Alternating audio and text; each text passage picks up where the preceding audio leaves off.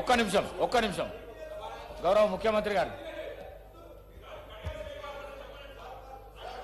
speaker sir,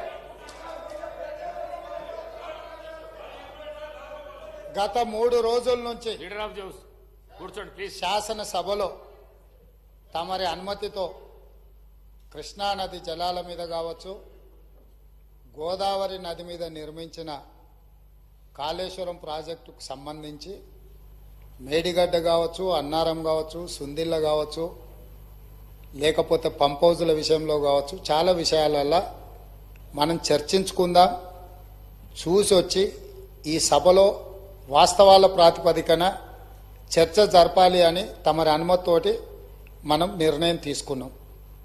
వాస్తవంగా ఈ రైతుల పట్ల, తెలంగాణ సమాజం పట్ల గౌరవం ఉంటే ప్రధాన ప్రతిపక్ష పార్టీ ప్రభుత్వ ఆహ్వానాన్ని